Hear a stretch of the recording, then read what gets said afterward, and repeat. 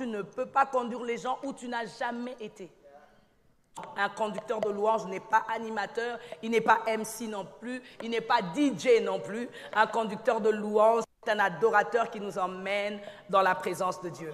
Tu peux avoir une belle voix, tu peux bien chanter, mais ne pas nous conduire dans la présence de Dieu. Attention aux conducteurs sans permis. Si tu n'as pas de permis de conduire spirituel, le culte est sacrifié, le culte est raté. Vous êtes d'accord avec moi? Un conducteur de louange, c'est un homme comme un prédicateur qui se prépare toujours pour la conduite de culte, spirituellement et artistiquement. Il a deux missions. Il a la mission de nous emmener vers Dieu et il a la mission d'emmener Dieu vers nous. C'est tout un ministère, ça n'a rien à voir avec chanter un chant et les gens lèvent les mains. Beaucoup de chanteurs, beaucoup de conducteurs de louanges restent attachés à leur don au lieu de s'attacher au donateur. Si tu restes attaché à ton don, tu deviendras juste un artiste. Mais tu ne seras pas le conducteur de louange que nous cherchons aujourd'hui. Conduire le culte, c'est toute une charge. Je reprends, c'est toute une responsabilité. Conduire le culte, il faut être appelé. Conduire le culte, il faut attendre. Depuis 91, tu conduis la louange, Mamina, c'est bien. Tu as 30 ans, oui, tu connais, mais tu dois encore apprendre. Je connais, mais je dois encore apprendre. C'est ça la simplicité. Un homme qui veut conduire la louange doit être un homme intime à Dieu et simple. Un homme qui veut apprendre toujours. Si tu ne connais pas qui tu adores, tu ne peux pas l'adorer. Jésus dit à la femme samaritaine, vous adorez celui que vous ne connaissez pas. Ça veut dire que tu dois d'abord connaître Dieu avant de l'adorer. Où que je sois, je fais tout pour la gloire de Dieu et je le fais à l'aise. Je conduis la louange et l'adoration dans un taxi. On est à deux. Je chante moi-même. Et les taximens. Et la personne qui est à côté, écoutez-moi. Si je dérange, pardonnez-moi. J'entre dans le train, je chante. J'entre dans le bus, je chante. Ta vie d'adorateur, tu dois l'avoir partout, partout. Je dis encore partout.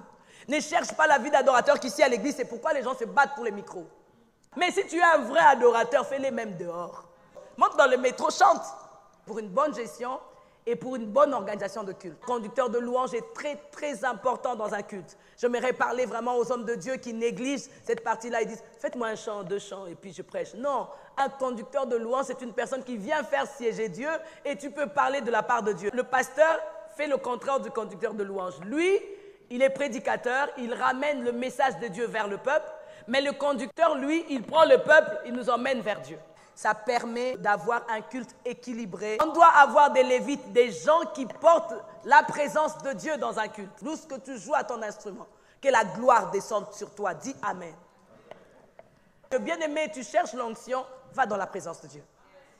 Ne sois pas pressé que Dieu puisse faire quelque chose pour les autres, alors que chez toi, Dieu ne s'est pas encore révélé. Je vais dire à quelqu'un que Dieu se révèle d'abord avec toi, Moïse, puis Dieu se révélera au peuple d'Israël. Tu ne peux pas être libérateur si tu n'as jamais été cet adorateur avec Dieu. Que tu restes avec les hommes, tu auras le langage des hommes. Lorsque tu restes longtemps avec Dieu, tu auras le langage de Dieu.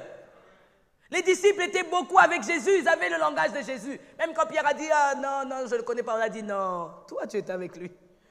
Tu peux rester 3 heures à la PlayStation. Mais 3 heures à la présence de Dieu, 3 minutes. Je bénissais le Seigneur, je disais, une fois qu'un bien-aimé me dit, hey, Mamina, je ne savais pas que Posanayo était ta chanson. J'ai dit, ah, je l'ai écrit il y a longtemps, je traversais des moments difficiles, je cherchais Dieu en Afrique du Sud. Et ça va faire plus de 30 ans maintenant, quand j'ai écrit la chanson. Mais on ne te connaît pas. On ne sait même pas que c'est à toi. On a cru que c'est Populaire. J'ai dit que Populaire n'a jamais écrit la chanson. Et ce que j'aime, c'est que Dieu te garde, Dieu te cache, mais la chanson est connue. Les gens adorent avec la chanson. L'objectif est atteint. C'était pour la gloire de Dieu. Ce n'était pas pour que Mamina soit connue, mais c'était pour que Dieu soit connu. Je préfère rester incognito, mais que la gloire de Dieu continue. Des générations et des générations, ils chantent encore Posanayo. Oh, j'aimerais encore entendre des enfants de mes enfants chanter encore Posanayo, mais qu'on ne sache pas qui a écrit Posanayo. Lorsque Dieu te donne la grâce d'écrire des chansons, laisse la gloire à Dieu. N'écris pas un veau d'or. Tu joues bien, on t'acclame, gloire à Dieu. Rav Gospel Music, je les suivais, je dis, peuple de Dieu, il répondait, gloire à Dieu. La différence entre les adorateurs et les idolâtres, les adorateurs restent sur Dieu. Mais les idolâtres, Michael Jackson. Fais attention avec l'idolâtrie et l'adoration. L'idolâtrie, c'est quand on te célèbre toi, on célèbre ce que tu fais. On a célébré le veau d'or que Aaron avait mis en place. Mais on n'a pas célébré le Dieu qui avait donné à Aaron l'intelligence de l'art. Qui a élevé cette statue? La musique que tu chantes là a été inspirée chez qui? Pourquoi? Comment? La plupart des musiciens qui sont grands aujourd'hui touchent la magie, entrent dans les sciences occultes pour faire cette musique qui vous emballe. Mais tu te prosternes devant qui? Si lui, il est parti à la magie. Lorsque tu veux conduire un culte, sens-toi à l'aise dans ton âme. Il faut faire une bonne introduction. Nous allons célébrer, célébrons, exaltons Jésus. Mais l'Église t'a donné 30 minutes pour nous conduire vers Dieu. Mais si toi, tu te concentres seulement à nous dire, célébrons, tu emmènes même les célébrants doucement. Célébrons, exaltons Jésus. C'est... Oh. En ce moment-là, tu nous parles. Tu ne parles pas à Dieu. Considère les générations. Tu peux faire un culte seulement avec...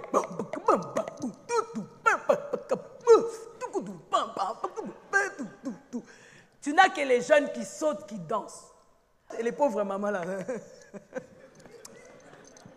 Le Tout-Puissant, comme mon cœur... Tu vois les papas là, tout le monde chante à ta place. Tout l'univers, créé par ton pouvoir. Ils attendent encore. Oh, tu n'as pas besoin de... Le ciel d'âge. Ils sont tellement dedans. Un chant qui met toutes les générations à l'aise. Après, on termine par une chanson qui est à la mode. C'est quoi une chanson qui est à la mode? Il a tout gagné. Il a tout gagné. Il faut considérer l'assemblée. Même les musiciens doivent venir avec toi. Répéter ou pas répéter? Répéter ou pas répéter? Continuons, parce que la personne a senti le flot de Dieu. Tu dois connaître toutes les chansons. Tu ne dois pas venir modérer avec des chansons que tu ne connais pas. Je me rappelle, on avait le prophète Jérémie Soudril qui devait venir prêcher et on devait faire sa chanson « Amour injuste ». On était tous en haut. La seule personne qui connaissait la chanson, c'était Judée. Toi, tu as façonné au sein de ma mère, qui a prononcé sur moi des mystères. Il y avait des bouches et des merveilles. Des portes. Oh, toi. Le prophète Jérémie ne pouvait plus prêcher. Le pauvre. C'est qu'on doit faire, c'est qui est dans la salle, qui connaît la chanson, monte là. Toi, ma mère, mystère. Oh, moi. Et puis souris. Toi. J'étais là, moi, je dis, on était tous ridicules. La vidéo, j'avais envie de dire au prophète Jérémie, est-ce qu'on peut enlever cette partie-là? Heureusement, j'y étais monté. Sauve l'équipe, dis avec moi, sauvons l'équipe. Écoute les avis des autres pour t'améliorer. Dès que tu as fini un bon culte, tu descends, même si on t'acclame, la gloire est à Dieu. Il poursuit un objectif à atteindre. Regarde où tu es, quel niveau tu as, où tu vas, qu'est-ce que tu vas faire pour l'Église de Dieu. Je pense que j'ai été utile pour vous ce matin. Que Dieu vous bénisse. Que ton onction dépasse tes émotions, soit au-dessus.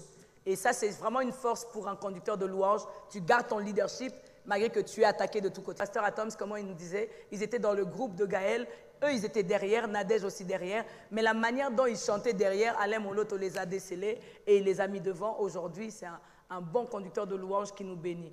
Il était déjà conducteur de louange, mais il était derrière les brebis comme David, jusqu'à ce qu'on découvre en toi la conduite. Je me rappelle aussi, quand j'étais avec le pasteur Jacques Verneau, on avait une conférence. Pour la borne, on n'avait que des hommes qui conduisaient les cultes, ce n'était pas les femmes. Le frère qui devait modérer avec moi, il n'était pas là.